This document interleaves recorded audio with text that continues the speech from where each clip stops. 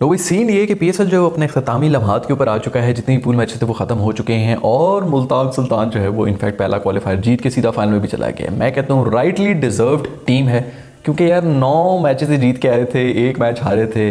अभी भी अगर ये लोग अगर फाइनल ना खेलते तो ये बहुत बड़ी ज्यादती हो रही टीम के साथ, लेकिन मुझे पता नहीं क्यों लग रहा है कि कहीं ये चोक ना कर जाए फाइनल में। अभी जो पिछला मैच हुआ उसके अंदर मुझे थोड़ा सा बुरा जरूर लगा लाहौर की टीम के लिए, क्योंकि लाहौर की टीम जब से लाहौर में आई उन्होंने अपनी रिवायत जो है बरकरार कर दी है। लाहौर का जो पूरा क्राउड है वो अपने होम ग्राउंड के ऊपर बैठ के वो देख रहे हैं कि भाई यार हमारी टीम खेल रही है, और उनकी टीम जो उनको सरासर जलालत ही जो है वो दिखा रही है। वो होता ना कि एक सही टाइम के ऊपर आपकी टीम जो है मोमेंटम पकड़ लेती है, ये एंड पे आके जीतना शुरू होती है, जीत के वर्ल्ड कप जीत जाती है, इस किस्म की चीजें होती है। यहाँ पर सही टाइम के ऊपर आके इन्होंने मोमेंटम पकड़ा, लेकिन नीचे जाने का, जहां पर जीतना था वहां पर हारना शुरू हो गया लाहौर की टीम। लेकिन इससे भी ज्यादा सही फॉर्म पकड़ी थी कराची किंग्स ने, बस वो थोड़ा सा जरा सा लेट हो गया, नहीं तो बेचारे उन्होंने भी जीतना शुरू कर दिया था, अटके रहे वो अपनी एक पोजीशन के ऊपर। खैर जो सबसे बड़ी हाईलाइट थी ना वो ये थी कि यार जो आखिरी मैच हुआ है पूल मैचेस का वो चला गया सुपर ओवर के अंदर, और यार मैं क्या इससे बेहतर मेरे ख्याल में जो पूरा रैप कर सकते थे ना पूल मैचेस को वो हो नहीं सकता। बड़ी जबरदस्त मैचेस हुए हैं, लेकिन आखिरी मैच जो है वो सुपर ओवर में चला गया। उसके अंदर भी शाहीन शाह अफरीदी ने क्या अपनी सुसर जी के जो है उनकी रून के अंदर आई है, आसेब की तरह चिमट गए उन्हें, और वो छक्के मारे आखिरी ओवर के अंदर, पता नहीं 20 रन बना दी उसने। ये और बात है कि सुपर ओवर में बहुत ही डिसअपॉइंट किया, लेकिन वहाब रियाज ने कोई बॉलिंग की है मैन, ये जो एक्सपीरियंस होता है ना इसको आप कभी भी रिप्लेस नहीं कर सकते। जो उसने एक्सपीरियंस बॉलिंग की है दुनिया का कोई बंदा भी उनको हिट नहीं कर सकता था, तो well done to Wahab Riaz. खैर पूल मैचेस के अंदर कोई टीम सबसे पहले आउट हुई है तो वो हुई है हमारी Quetta Gladiators and Karachi Kings की टीम। दोनों टीमें जो है वो मैं कहता हूँ मतलब होता है ना एक बंदा बीमार बैठा हुआ होता है, 35 साल से बीमार होता है, वो कह रहा था यार अब मुझे बस मौत ही आ जाए, मैंने जिंदा नहीं रहना। वो हाल इनका भी था, इन्होंने भी कहा कि यार बस हम किसी तरह आउट हो जाएंगे, टूर्नामेंट खत्म हो हम तक बाहर तो निकले। इतनी बुरी मिजरी में थी दोनों टीमें। वो तो शुक्र है क्वेटा की टीम के अंदर कुछ 6 पॉइंट्स आ गए थे, लोग देख के गए कि नहीं यार बेचारे रन रेट पे रह गए भाई, 6 पॉइंट्स भी जो ना वो सीधे सिर्फ और सिर्फ रॉय किए थे, बाकी पूरी टीम में तो कुछ किए नहीं था। 3 एक मैचेस मेरे ख्याल में जीते हैं, वो तीनों की तीनों मैचेस रॉय ने सिंगल हैंडेडली इनको जिताए। लेकिन फिर भी कोई टीम अटकी रही ना तो वो रही है कराची किंग्स, जो कि 10 में से 9 मैचेस हारी। ये भी मेरे ख्याल में एक नए किस्म का रिकॉर्ड था कि इन्होंने भी जो है ना वो नीचे की वो छोड़ी ही नहीं है, पकड़ी रखी अपनी जो पोजीशन है ना उसके। देखो पोजीशन पे आना कोई इतनी बड़ी बात नहीं होती, पोजीशन पे कायम रहना ना वो सबसे बड़ी बात होती है। खैर हमारी कराची किंग्स का अटक अटक के बुरा हाल था। उसी से मुझे याद है कि अगर कोई चीज़ नहीं अटकेगी तो वो है फ्री फायर, जो कि एक बैटल रॉयल मोबाइल गेम है। अगर आप इसको डाउनलोड करेंगे तो एक चीज़ की गारंटी है कि ये अटकेगी नहीं, और ये कोई सिर्फ क्लेम्स नहीं है, इसके पीछे पूरी साइंस है। और वो साइंस ये है कि ये गेम इतनी लाइट है कि हर तरह की डिवाइसेस के ऊपर कंपैटिबल है, यानी कि आपके पास चाहे आईफोन 13 हो या फिर कोई टूटू बज्जू किस्म का पता नहीं वो स्नेक वाला भी फोन हो उसके ऊपर भी ये चल जाएगी। खैर ये मैंने थोड़ा ज्यादा कर दी, लेकिन आप मेरी बात समझ गए कि हर तरह की डिवाइसेस के ऊपर ये चल जाती है, कि बहुत ही बेहतरीन किस्म का ऑप्टिमाइज सॉफ्टवेयर है। माई लाइफ का सबसे बड़ा इशू ये है कि हर काम हमारा अटक जाता है। अगर आप किसी से रिश्ता मांगने के लिए जाएं तो वो अटक जाते हैं, आपके लीगल काम होते हैं, आपके डॉक्यूमेंट जो हैं वो किसी सरकारी दफ्तर के अंदर अटके हुए होते हैं। आप अपने जिस लड़की से प्यार करते हैं उसके पास जा रहे होते हैं, आपकी जो अल्फाज हैं वो हलक में अटक जाते हैं। हमारा हर चीज़ अटकती रहती है। बस ये कि फ्री फायर है जो कि अटकेगी नहीं, इसकी मैं गारंटी ले रहा हूँ। फ्री फायर में मिलता है आपको एक यूनिक किस्म का 1-on-1 gaming experience, diverse game modes like comic, racer, big head, जिसमें आप किसी को भी अगर मारते हैं ना तो आपका सर जो है वो उस कत्ल के बोझ से बड़ा होना शुरू हो रहा है। तो इस किस्म की बड़ी मजेदार किस्म की गेम्स हैं बैटल रॉयल के अलावा। इधर तो आपके खानदान में मसाइल नहीं होंगे जितने इस गेम के अंदर कैरेक्टर्स हैं, यानी कि 40 से भी ज्यादा कैरेक्टर्स हैं जिनकी हर किसी की अपनी एक यूनिक किस्म की स्किल भी है, जैसे कि म्यूजिक बजाना, बिजली की फुर्ती से भागना और दुश्मन की गोलियों और गालियों दोनों से बचने के लिए शील्ड का बना देना। घर में अगर आपके पेरेंट्स आपको पेट्स रखने की इजाजत नहीं दे रहे हैं तो इस गेम के अंदर आप पेट्स रख सकते हैं, उनको पाल सकते हैं, उनको पोस सकते हैं, जो मर्जी करवा लें। इन पेट्स के अंदर भी स्पेशल किस्म की कुछ हरकतें हैं जो कि कर रहे होते हैं,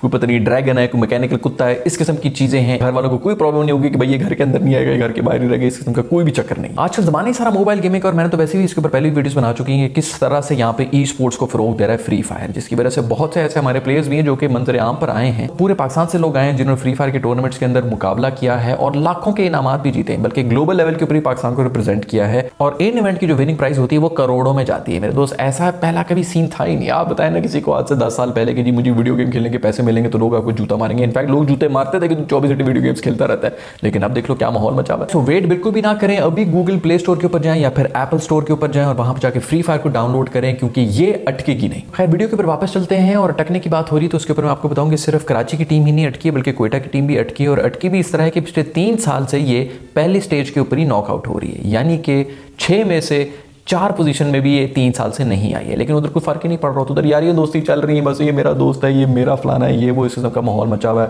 रोटी पानी खुले चल रहे हैं, अपनी उन्होंने टीम बनानी है, अपने तरीके से उन्होंने जाके खेलना और फिर उसके बाद बाहर जाना है। 3 साल से ये हालत हुई है, लेकिन कोई पूछने वाला नहीं है इस वक्त। खैर किसी ने वीडियो भी इंटरनेट के ऊपर शेयर की भी थी जिसके अंदर बाबर और सरफराज जो हैं वो पूल स्टेजेस में ही आउट होने के बाद घर वापस जा रहे हैं।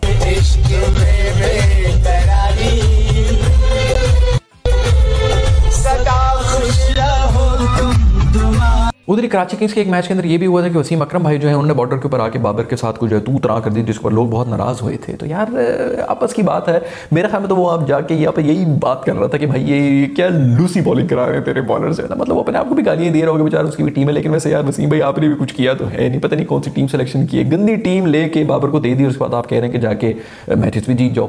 तो वैसे लूसी टीम तो है, पूरी की पूरी टीम ही लूसी है। अगर वो थोड़े फ्रस्ट्रेट भी हो गए तो इतनी नाराजगी की बात नहीं, बट जो भी हो बाबर हमारी नेशनल टीम का कैप्टन है और वर्ल्ड नंबर 1 बैटर है, तो लोगों की नाराजगी तो बनती है। खैर फड्डे सिर्फ ये नहीं है, फड्डा एक और भी हुआ है जिसके अंदर हारिस रऊफ जो रूफी हैं उन्होंने एक प्लेयर जिनका नाम है गुलाम, उसको थप्पड़ मार दिया। उसने बेसिकली उनका कैच ड्रॉप किया था और उसके बाद जो है जब वो आउट हुआ तो वो उनके पास झप्पी पाने के लिए आ रहा था, रूफी ने रख के चंड मार दी। वैसे एक आपस की बात है यार, वो थोड़ा जज्बात में हो गया, तो होता है ना मुंह के ऊपर हाथ रख के यूं कर लेते कि जा परा हो जा, मैंने तो उससे बात ही नहीं करनी, उसके सबका चक्कर हुआ। लेकिन थोड़ा ज्यादा मुझे लग रहा है कि वो उसमें देखने में इस तरह लग रहा है कि अरे रख के चंड मारी, अगले बंदे ने बिल्कुल भी माइंड नहीं किया, वो आगे फिर भी हंसी रहा था, रूफी भी हंसी रहा था। मेरे ख्याल में लोग जो है वो थोड़े ज्यादा जज्बाती हो रहे थे, लेकिन फिर भी देखने में ऐसे ही लग रहा है कि रख के चंड मार दी। चलो जो भी हो यार, कोई नहीं, बाद में उसने जाकर उसको प्यार भी कर लिया, तो मेरे ख्याल में सब कुछ ठीक ही है।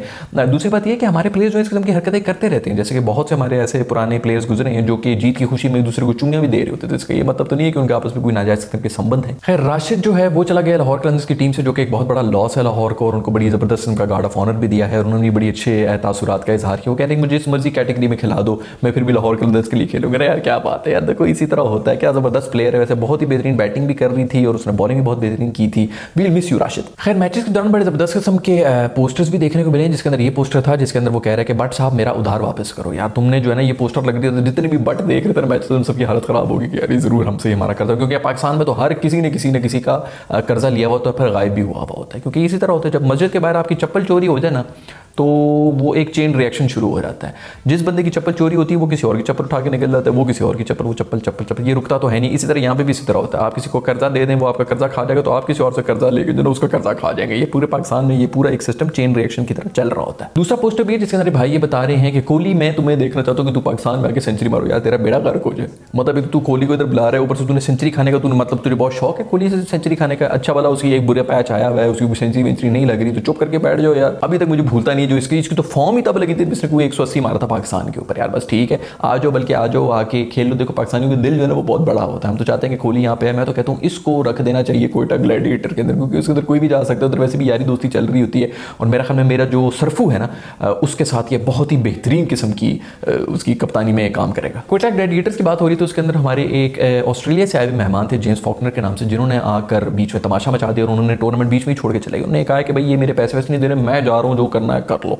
और पूरी दुनिया के अंदर बड़ी बदनामी हुई है पूरे PSL की। और उन्होंने किया भी इस तरह है कि वो जब जा रहे थे तो उन्होंने ट्वीट कर दिया और सारे इंटरनेशनल ब्लॉग्स के ऊपर भी ये खबर आ गई। उसके बाद हमारे पाकिस्तानियों के रिस्पॉन्स आना शुरू हो गया कि नहीं नहीं असल में तो ये बहुत गंदा आदमी है, इसको फलानी टूर्नामेंट में भी बैन किया था, इधर ही बैन किया था, उधर भी बैन किया था। मुझे ये बताएं कि हमारे इदारे क्या ये जो जितने भी प्लेयर्स होते हैं इनको सेलेक्ट करने से पहले, ये इनको बिड में रखने से पहले इस किस्म के कोई बैकग्राउंड चेक नहीं कर सकते?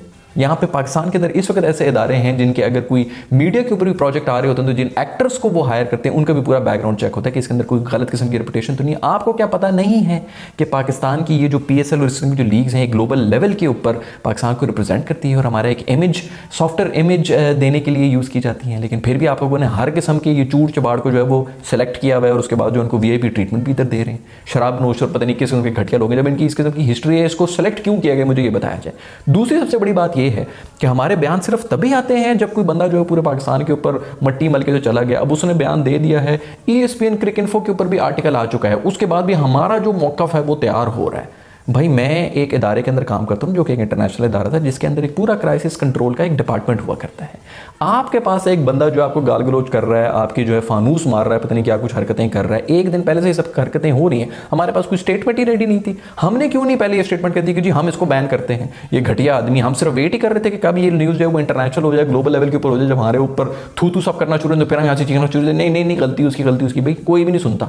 एक दफ़ा जो न्यूज़ ब्रेक होगी बस वो ब्रेक होगी। ग्लोबल लेवल के ऊपर पाकिस्तान का कोई ऐसा चैनल नहीं, कोई CNN हम रन नहीं कर रहे थे जिसको लोग सुन के कहेंगे नहीं यार CNN पे आ गया तो फिर ये सच्ची बात होगी। हम यहाँ पे बड़े खुश हैं कि हमने उसका मौका पेश कर दिया, ये कर दिया, वो कर दिया। ग्लोबल लेवल के ऊपर जो बदनामी उनकी वो हो चुकी है। अगर आप लोगों को इस बात की समझ नहीं आ रही तो क्राइसिस कंट्रोल या कॉर्पोरेट कम्युनिकेशन गूगल के ऊपर सर्च करके देखना, आपको पता चलेगा किस तरह काम किया जाता है। पहले से स्टेटमेंट्स बन जाती हैं। दूसरी बात मुझे ये बताएं कि ये बंदा जो है इसने फानूस के ऊपर मारा है, बल्ला और इस तरह की चीज़ें मारी हैं। नीचे लोग बैठे होते हैं लॉबी के अंदर, कोई 300 बंदा बैठा होता है PC के अंदर। हमारा कोई इदारा इस तरह नहीं कर सकता था कि इसको जाने न देते, इसको पकड़ के रख लेते कि भाई तूने हरकत क्यों की।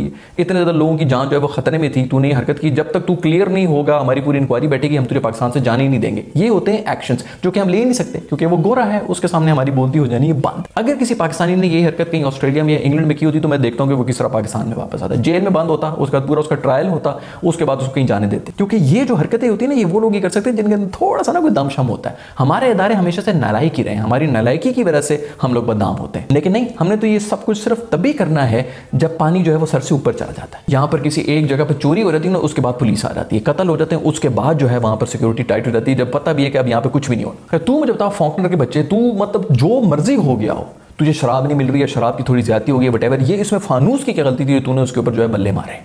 तुझे पता नहीं है कि पाकिस्तान के अंदर जो 1, 2, 4 जो कुछ हमारे लैंडमार्क्स हैं, जैसे कि मीनार पाकिस्तान और इस किस्म की जितनी भी जगह हैं, उसी तरह हमारा पीसी भी उसी तरह 1962 में, पता नहीं 63 में वो बना हुआ था, आज तक उधर वही फैसिलिटीज़ हैं और वहीं पे वो फानूस भी बनाया गया था। ये तो हमारी वो हेरिटेज साइट्स हैं, ये फानूस, तूने उसको तोड़ने की कोशिश की। वो इंटरनेट के ऊपर एक मीम भी आई हुई थी कि वो दीदी तेरा देवर दीवाना का जो है वो सलमान खान वो बन के फानूस के ऊपर लटक रहा है ये बंदा। मैं कहता हूँ इसको पकड़ो, उसको जेल के अंदर बात करो, उसको जाने के लिए दिया हम लोग। खैर, बदतमीजी से याद है कि बदतमीजी सिर्फ इसलिए नहीं की, हमारे जो कुकड़ी हैं और कटिंग, उनके बीच में बड़ी बदतमीजी, उनका नहीं हिस्ट्री जो है उसके पीछे किसी और टूर्नामेंट में जाती है जिसके अंदर कुकड़ी को मेरा ख्याल में कोई छक्का वक्का पड़ा था और उसने जो है इसके कोई वाहियात किस्म का इशारा किया था कटिंग को, तो कटिंग जो है वो उस वक्त से दिल में लेके बैठा हुआ था और उसने इस दफ़ा आके जब इसको 2 छक्के मारे तो उसके बाद 2-2 जो है उसने वाहियात इशारे किए, उसके बाद कुकड़ी ने फिर उसको वाहियात किस्म के इशारे किए।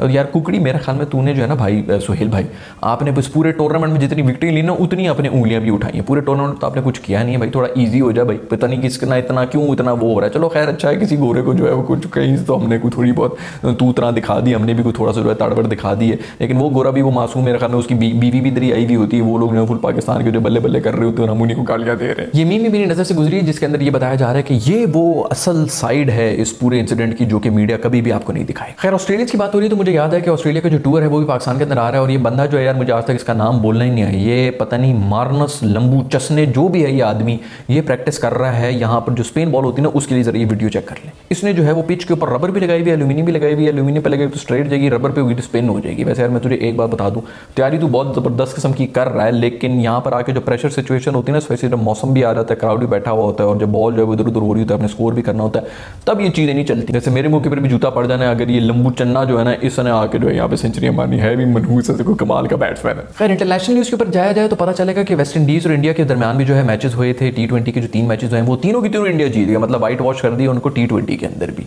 वेस्ट इंडीज़ पता नहीं भी क्या क्रिकेट खेल रही है, या थोड़ा इसी मूड में इधर भी आ जाओ जरा, हमारी भी रैंकिंग के ऊपर। रैंकिंग से मुझे याद है कि इंडिया जो है वो नंबर 1 पे चला गया T20 के अंदर और हम बैठे बैठे नंबर 3 के ऊपर आ गए। भाई ये अजीब बकवास है यार, हम इतना अच्छा खेल रहे थे, हम नंबर 1 के ऊपर, तो मुझे तो पता ही नहीं भाई, हम ऐसे बैठे बैठे जो हम पता भी नहीं चला, हम जो अचानक जो है वो नंबर 3 के ऊपर आ चुके हैं। मैं नहीं मानता भाई, ये मैं रेटिंग वेटिंग नहीं मानता। हम लोग जो तुम लोग वर्ल्ड कप के फर्स्ट राउंड के अंदर आउट हो गए थे और हम लोग जो है वो इतनी बेहतरीन परफॉर्मेंस देने के बावजूद हम नंबर 3 के ऊपर टीम है। बिल्कुल मैं कहता हूँ इस वक्त फौरन जो हमें T20 के मैचेस करने चाहिए और दोबारा ये मेरे ख्याल में इसी तरह होता रहेगा, हर हिचकी के बाद जो है ना रैंकिंग चेंज होना शुरू हो जाएगी क्योंकि पॉइंट्स बहुत करीब करीब है तीनों टीम्स के। खैर, मेरा धानी जो दोस्त है उसकी दौड़ें बड़ी मशहूर हो रही है, वो आउट करने के बाद भागना शुरू हो जाता है। हमें पिछले दिनों को ये बयान भी दिया है कि मैं जो हूँ वो पाकिस्तान को रिप्रेजेंट करना चाह रहा हूँ ओलंपिक्स के अंदर, जिसके अंदर मैं 400 मीटर रेस जो है वो दौड़ूंगा। तुझे चाहिए भाई कि तू ना उसके साथ इमरान ताहिर के साथ टीम अप कर ले और 800 मीटर भाग, वो रिले रेस होती है ना उसके अंदर भागो तुम दोनों, ये दोनों जीतने के बाद भी ना भागते ही रहेंगे। वैसे उस दिन अलीम डार ने भी इसको पकड़ने की कोशिश की लेकिन ये बिल्कुल पिंडी बॉयज की तरह साइड से कट मार के निकल गए। खैर, आज की एपिसोड में इतना ही सब कुछ है। अगर आपको एपिसोड पसंद आई तो लाइक के बटन जरूर छू लें। अगर अभी तक आपने सब्सक्राइब नहीं किया तो सब्सक्राइब को दबा दें। मैं आपको दोबारा बताऊं, इस वीडियो के जो स्पॉन्सर है फ्री फायर, वो बिल्कुल अटकेगा नहीं, बड़ी ज़बरदस्त उनकी फ्लॉलेस एक्सपीरियंस होता है इसकी गेमिंग का। तो आप लोग अभी गूगल प्ले पर या एप्पल आई स्टोर के ऊपर जाकर इसको डाउनलोड करें और फ्लॉलेस गेमिंग का मजा लें। I'll see you in the next video. Bye.